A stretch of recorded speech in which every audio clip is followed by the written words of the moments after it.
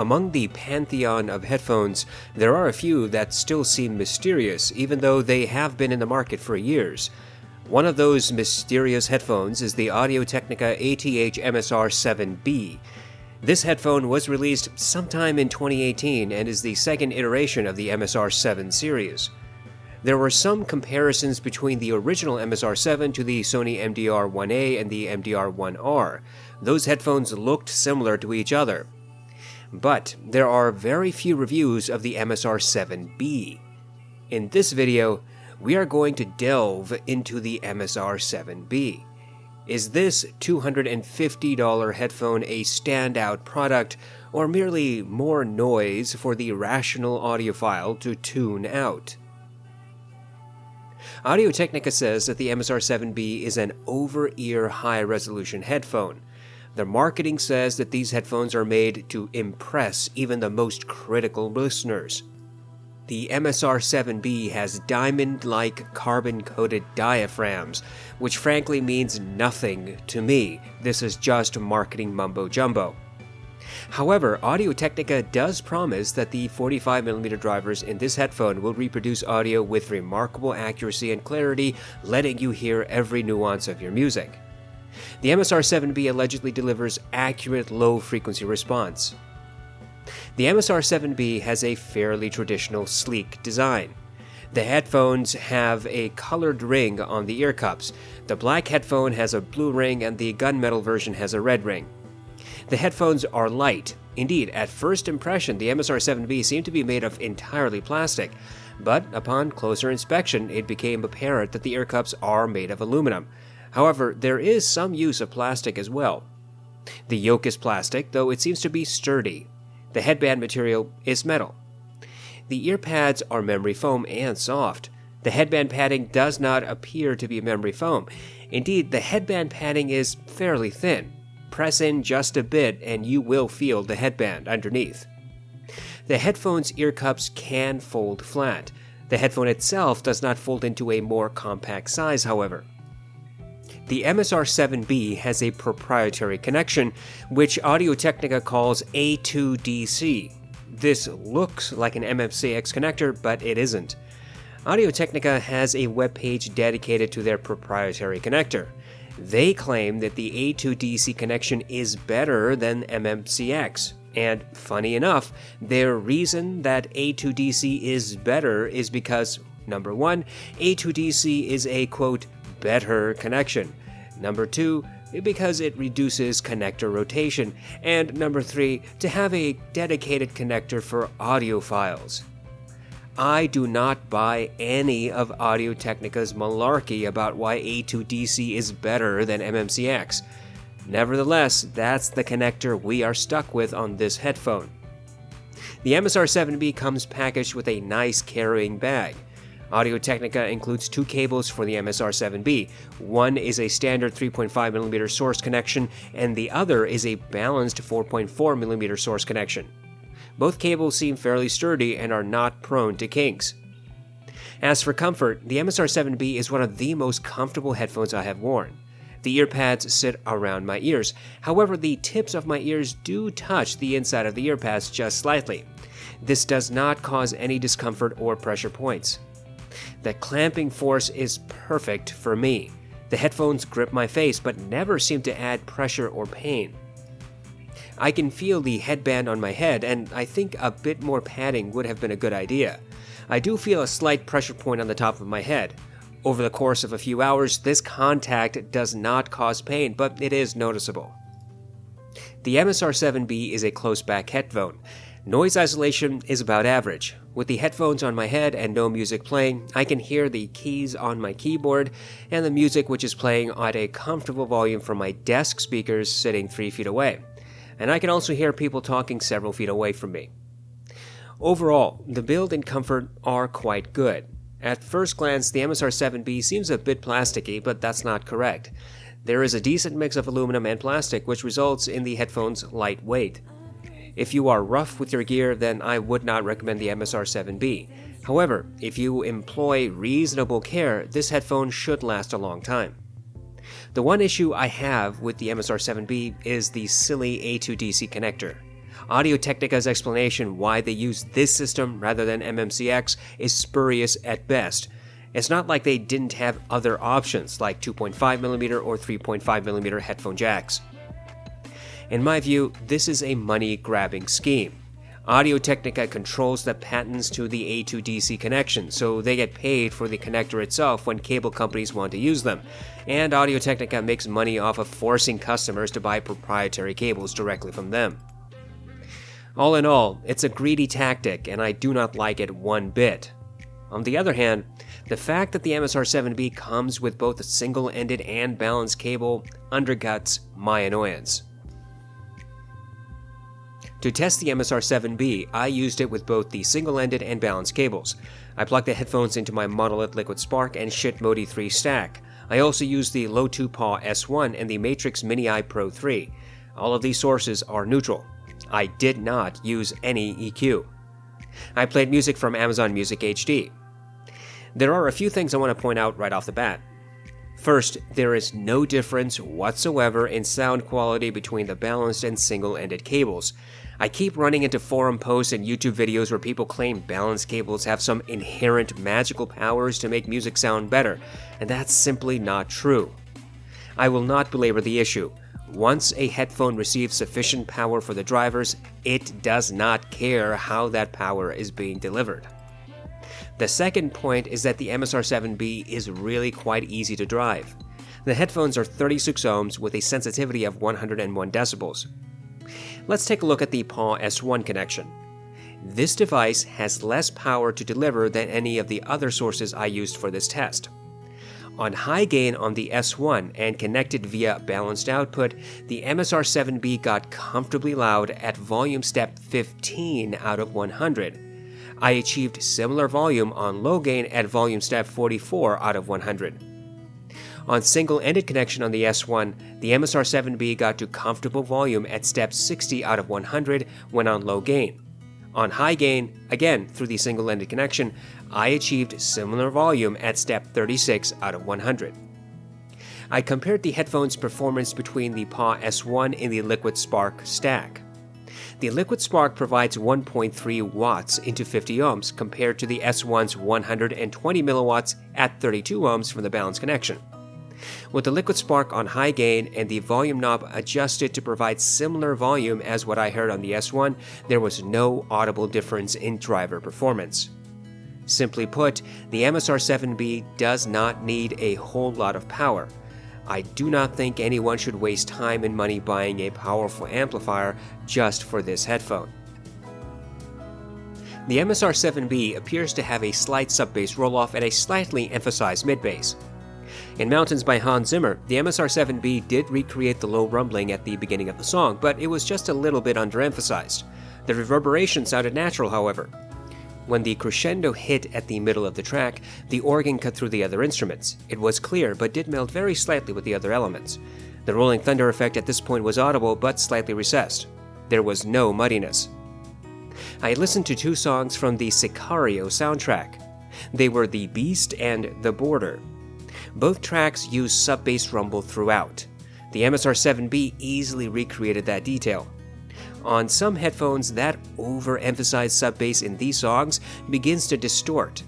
However, it did not distort on the MSR7b. The ominous, rumbly, rising sub-bass was clear. In Conquered by Overwork, the MSR7b recreated the rolling marble effect at the beginning. This effect is supposed to pan from right to left to center. The MSR7b presented some of that panning, but not all of it. I heard the various drums in this track, all of which had precise, hard impact. I could easily hear the energy behind each drum strike. Nothing sounded muffled or veiled. The synth was not harsh. In Irodori by Kodo, the MSR7b recreated all three types of drums, small, medium, and large. They all retained their individual tonalities. I did not struggle to hear each type of drum while the others played as well. I listened to several hip-hop songs including Pure Water, New Patek, Reel It In, and Uproar. On each song, the MSR7b recreated the subwoofer effect. The effect seemed slightly recessed, almost as if the subwoofer was on the other side of a medium-sized room. It did not distort. The mid-bass impact was hard and energetic. There was just a little bit of melding between sub-bass and mid-bass, though nothing remotely muddy. The vocals were 2 steps ahead of the instruments and retained their sparkle. Finally, I listened to Prelude to War, a track from the 2nd season of Battlestar Galactica. This song has many various drums as a bass layer to string instruments, electric guitars, and brass instruments. All elements were clear and easily audible on the MSR7b. The drums were precise and hard and impactful. Overall, there are 3 takeaways. First, the MSR7b does have a slight sub-bass roll-off. This does not seem to be significant and nothing like what I hear on the Avantone Planar or the Austrian Audio Hi-X55. Second, the mid-bass is hard, precise, and energetic. I would say it is close to neutral, but perhaps it's just a little bit boosted. Third, there is good separation between sub-bass and mid-bass. This results in at least above-average clarity in the bass region. Transience is natural, and the bass does not shroud or veil other frequencies in a mix. There is no doubt in my mind that the mids on the MSR7b are not neutral. Indeed, they are forward and sibilant. In Orla Gartland's song Why Am I Like This, the track has natural grain and sibilance recorded into it. The MSR7b accentuated both details. I had to reduce volume because of the emphasis of the sibilance, which got close to my personal pain threshold. It didn't quite cross the line, but I assure you, the feeling was a little bit uncomfortable for me. The guitar and drums had correct timbre and natural decay. There was little melding among instruments, and the vocals stood out by 2 steps. When the backup vocalist entered the song near the end, she was absolutely clear in the right ear cup and appeared to be several steps behind the primary vocalist. In Haim's Want You Back, the MSR7b again accentuated the sibilance of the primary vocalist. The sibilance in this song is not quite as pronounced as with Orla Gartland, and my personal discomfort was much reduced on Haim's track. At 8 seconds into the song, the primary vocalist says the word "we" and makes it sound gravelly. The MSR7b perfectly recreated that detail, which was clear and obvious. The 2 backup vocalists were clear with their individual tonalities, one in the left and the other in the right ear cup. I could hear them snapping their fingers, a detail that is quite often muffled or missing on many, many headphones I have heard. In fact, even when all the instruments played at maximum in this song, the backup vocalists were easily audible. The drums, piano, guitar, and bass sounded natural. They melded marginally, but I had no problems focusing on just one instrument if I wanted to. In Superposition by Young the Giant, the MSR7b rendered the ukulele and drums with correct timbre and decay. The bass seemed a little recessed but was still audible. The primary male vocalist was clear and distinct, and easily 2 steps ahead of the instruments. His sibilance was accentuated as well, though a little bit less than what I heard with female vocals in the other tracks I listened to. There is a backup vocalist in this track. The MSR7b rendered the extra voice clearly, and the backup vocalist was audible as another layer in the mix. From 1 minute and 10 to 1 minute and 20 seconds, there are sharp intakes of breaths. The MSR7b recreated that detail, but it was a little bit emphasized. I listened to several songs by the folk singer Guy Clark. Guy had a gruff Marlboro Man voice and used multiple acoustic guitars in most of his songs. I listened to The Guitar, The Cape, and Maybe I Can Paint Over That. On each track, the MSR7b perfectly rendered Guy's gruff, gravelly voice. It stood out 2 steps ahead of all the instruments. Multiple guitars were all easily audible, melding slightly but never veiled or muddy. I could hear the soft plucking separate from the fast, hard picking. Each note was precise. I could hear the players slide their fingers across the neck of their guitars. Overall, the MSR7b has a vocal push. Vocals always sound 2 steps ahead and are clear and distinct. Mid-centric instruments are presented precisely and with detail. However, sibilance is going to be a problem for some people. Both male and female vocals suffer from accentuated sibilance on this headphone.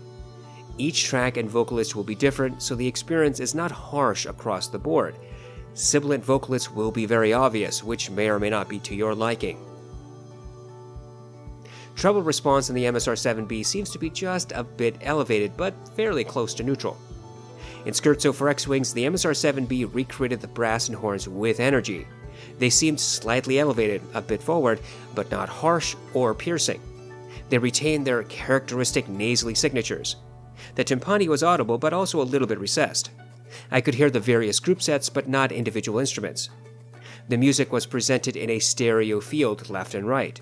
Some headphones, like the Avantone Planar and Hi-X55, make this track into a semicircle of instruments, but the MSR7b does not. However, I could hear some instruments closer while others were further away, resulting in depth and placement. In flight from the city, the MSR7b rendered the piano about 6 feet away from me. Its bassier notes were a little recessed but audible. The cello was smooth and marginally melded with the piano. I could hear the creaking of wood on the pianist's bench and the shifting of the cello. The pop and sizzle, details that are at the bass level of this track, were easily audible, as was the electric buzz effect at the very beginning of the song. In Take 5 by the Dave Brubeck Quartet, the MSR7b presented the piano in the right, the drum kit in the left, saxophone dead center, and bass layered into the back. I could hear the varying tonality of the cymbal as it was hit. In other words, the cymbal is not struck with exact force and placement each and every time, and the MSR7b presented the slight changes in the tonality with successive hits of the cymbals. This is a detail that often gets melded into one type of sound on other headphones. The saxophone seemed to have correct timbre, but was just a little bit forward and a little bit emphasized. This was not harsh or peaky. The piano and drums melded slightly, but it was quite easy to concentrate on one instrument while the others played. I should also mention that there is a certain crispness or sharp accuracy when the cymbals are hit, and this jumps out on the MSR7b. I listened to La Musica Notturna from the Master and Commander soundtrack. The violins in this track seemed to be a bit forward and had slightly emphasized energy. The cello was smooth and had good separation from the violins. Some instruments sounded closer while others were further away. Overall, the treble is slightly elevated but not harsh or peaky. Treble detail is present and crisp. Multiple instruments are easy to track, and minute details in some instruments are audible without struggling. Throughout this test, I have tried to explain the details I can hear. In this section, I will merely summarize.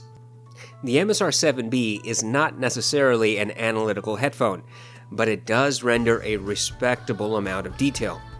Obvious details are faultlessly recreated. Subtle details are present, sometimes in the background and sometimes they jump out. Multiple vocalists, strumming and plucking of guitars, breathing, creaking of wood, electric buzzing effects, pops and sizzles, the different tonalities as the same instrument is played imperfectly, all of these details, big and small, are audible on the MSR7b. However, I still would not say that the MSR7b is analytical. In my view, there are two examples of analytical headphones. For example, the Beyerdynamic DT990 and the Austrian Audio Hi-X55. The DT990 has such treble clarity that sometimes improperly recorded upper mids and treble instruments are immediately noticeable as harsh. You can find the faults in some mixes with the 990 for sure. The X55, on the other hand, presents so many minute details in a track that you might get distracted by all the elements you had previously missed while using other headphones. Details all across the frequency range become apparent, but the sacrifice is in bass and natural mids. The MSR7b is nothing like the DT990 or the X55. Instead, I would say it provides a happy medium. For a more quantitative test, I use the song New Light by Kazuki. This track has layers of details, including the sound of children, wind, rustling of grass, synth, piano, bass, and footsteps. I count the number of footsteps I can hear in the first 60 seconds. The king of detail retrieval on this test track is the Focal Clear, which presents 18 footsteps. The Hi-X55 presents 15 footsteps. The Hi-Fi Man Sundara presents 11 footsteps. The audeze LCD1 and Sennheiser HD6XX and 660S each present 6 to 7 footsteps. The Neumann NDH20 presents 5 to 6 footsteps. The MSR7b presents 11 to 12 footsteps. While listening to this test track, I noticed how well the MSR7b separated the various details. The sound of children was in the background, as if they were distant. The wind sounded like wind and not like surf waves, which is how some headphones present this detail. Some of the footsteps were crisp, and I could hear the crunching of dry grass. This was not a perfect rendition of the track. Some details were a bit lost. Specifically, there were more footsteps to be heard in the first 60 seconds, and the MSR7b simply was not able to present all of them. But there is no doubt that this headphone far outpaces the NDH20, which is twice the price. I have my own examples of soundstage reproduction, and here it is. The audeze Mobius has claustrophobic soundstage. It is well below average. The Neumann NDH20 has below average to maybe just about average soundstage. Regardless, it is wider than the Mobius. The audeze LCD1 and Sennheiser HD6XX and 660S all have average soundstage. The Hi-Fi Man Sundara and Avantone Planar have above average to just below wide soundstage. The Hi-Fi Man Diva and Austrian Audio Hi-X55 have above average to wide soundstage. The Sennheiser HD800S has super wide soundstage. And the MSR7b is similar to the HD6XX and 660S. That is, I think that the soundstage is about average. The MSR7b has an interesting sound signature. It's not quite what I have heard with other headphones in this price bracket. The sub-bass is slightly rolled off, but not lost. The mid-bass is close to neutral, but does have a slight mid-bass emphasis.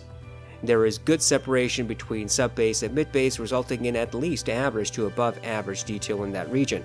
There is no muddiness whatsoever in the bass. The mids are forward, particularly the vocals. Instruments have correct timbre and are precise. Decay is natural. But vocal sibilance is obvious. Male vocalists will be less affected than female vocalists, but both will have some amount of emphasized sibilance. Treble is slightly elevated, though not harsh or piercing.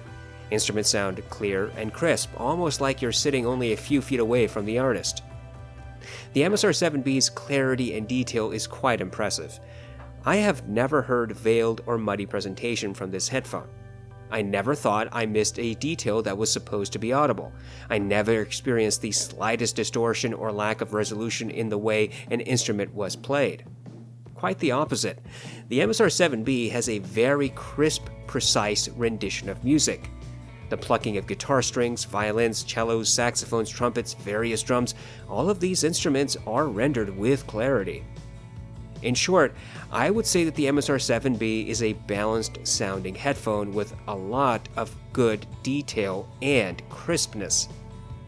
The one issue I can foresee is that some people will find the sibilance push harsh. I do not want to give the impression that the MSR7b has a relentless sibilance emphasis. I don't think that's the case. Instead, it really depends on the song and source you are using.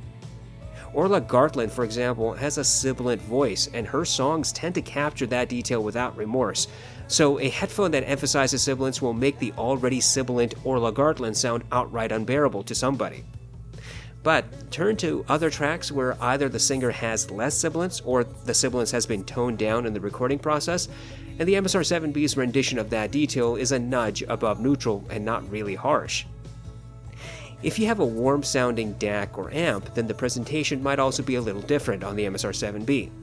The volume at which you listen is also a factor, but at some point you simply cannot listen any lower and still enjoy the music. In my view, the MSR7b probably should be avoided by anyone who hates sibilance. However, those who know how to apply EQ or those who are not bothered by sibilance should not be offended by this headphone's vocal presentation. Personally, Orla Gartland's songs were the only ones that I found too sibilant to handle. All other tracks were perfectly agreeable to me in this regard. Some people asked that I try the Yaxi MSR7 Comfort Earpads. These earpads cost $40. Yaxi says their earpads are built specifically for the MSR7 and 7B. These earpads have protein leather and Alcantara. Apparently, the Yaxi earpads are supposed to be more comfortable than the stock earpads. Yaxi says that the stock earpads have too much treble, and the Yaxi earpads do not have this issue. Moreover, Yaxi says, quote, "Since the high range is arranged in an exquisite balance, the connection of the mid-range becomes smooth," end quote.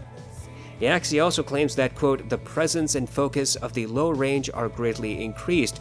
Thanks to this, the tone of the bass has a high sense of focus and the singing voice can feel even thicker," end quote. From what I understand, Yaxi is basically saying that the treble is reduced and that some upper mid-range energy should be as well. They also seem to claim that bass is elevated, which in turn might meld with the mids. I do not have a second MSR7b, so I had to simply use my memory, which is not a good basis for analysis.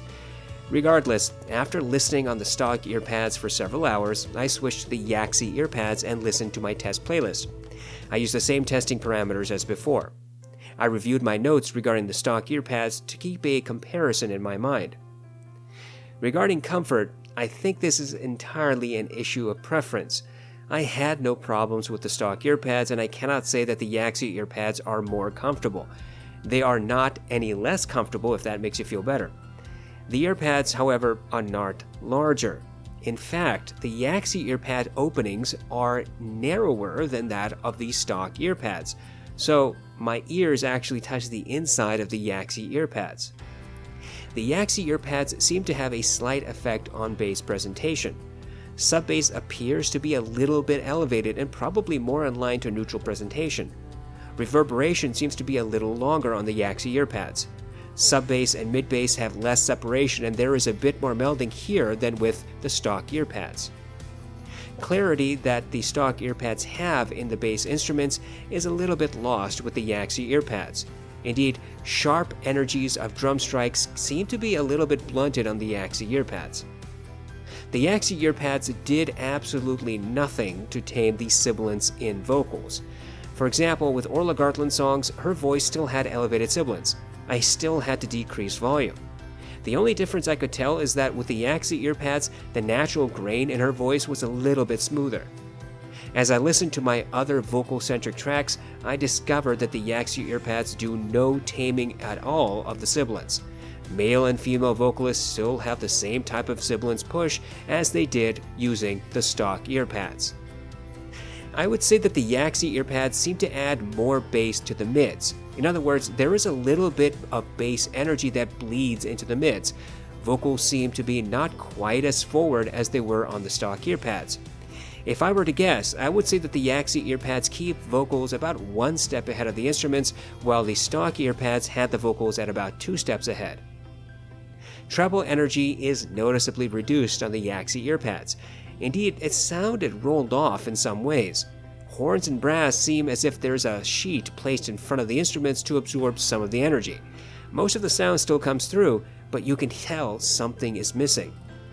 There's also a bit more melding among instruments, less separation of elements. Details are less obvious on the Yaxi Earpads. Indeed, nothing sounds as crisp or clear as on the stock Earpads. Although the Yaxi Earpads did not make things sound muddy or veiled, I could tell that some details such as tonalities of multiple vocalists, electric buzzing, pops and sizzles, and minor details were less obvious and in some cases not present. I listened to New Light to figure out how many footsteps I could hear with the Yaxi Earpads, and I counted 8 footsteps. This is a noticeable departure from what I heard with the stock Earpads. Soundstage is slightly affected. I think that the Yaxi Earpads slightly narrow the soundstage, but it is still in the same average category. Overall, I question Yaxi's promises for their Earpads. The ear opening on the Earpads is smaller, resulting in potentially greater pressure points with long-term use. The bass has a slight alteration, that is, sub-bass is a little bit elevated and closer to neutral. But sub-bass and mid-bass become more melded, and bass bleeds into the mids. Vocal sibilance is still present, treble is reduced, and detail retrieval is significantly affected to a downward departure. I am not convinced that the Yaxi Earpads are necessary accessories to the MSR7b. I'm sure they will fit and sound good to some. As headphones go, the MSR7b seems to be a success. It does many things properly and nothing wrong. There are a few aspects of this headphones that may be issues for some, however. First, the proprietary A to DC connection will limit the alternative cabling options if that is your thing. Luckily, Audio-Technica includes a balanced cable, so buying a replacement cable should not be on your priority list. Second, the sibilant spike will be uncomfortable for anyone who does not like sibilants. Third, you will not find a warm, forgiving sound signature on the MSR7b. This headphone does not sound like the Sony MDR-1R or MDR-1A Mark II, both of which have a warm sound signature with boosted bass. Otherwise, Audio-Technica's conservative promises seem to be fairly accurate. The MSR7b does provide lots of detail, and those details are crisp and clear. This is not an analytical headphone, but if you enjoy hearing nuances in a mix, the MSR7b will get that job done. I do not think that you will hear every nuance of a mix contrary to Audio-Technica's marketing, but you certainly should hear more than average. I think the bass response is close to neutral, but not quite there. The slight sub-bass roll-off and marginal mid-bass boost is not neutral, but this is not a bad thing. You get hard-striking bass with natural decay and clarity as well. So, in the grand scheme, I think that the MSR7b does generally perform as the marketing says. This brings us to value. I think that the MSR7b is priced fairly. Of course, we would all be happy if it was cheaper, but I also think we would be a little bit more apprehensive if the price was higher. For example, if the MSR7b was $400, I would be hesitant to say that that is a fair price. But at $250, yes, this is value. You get good construction, good accessories, and a unique sound signature. Compared to other expensive headphones like the audeze LCD1 and the Neumann NDH20, and the MSR7b outclasses both in detail, resolution, clarity, and comfort. Keep that in mind the next time someone tells you that the NDH20 or LCD1 are worth their several $100 price tags. In my opinion, when you get into the headphone game, you can easily get trapped into the hype loop. But once you get enough experience under your belt, you eventually understand that there is no best category.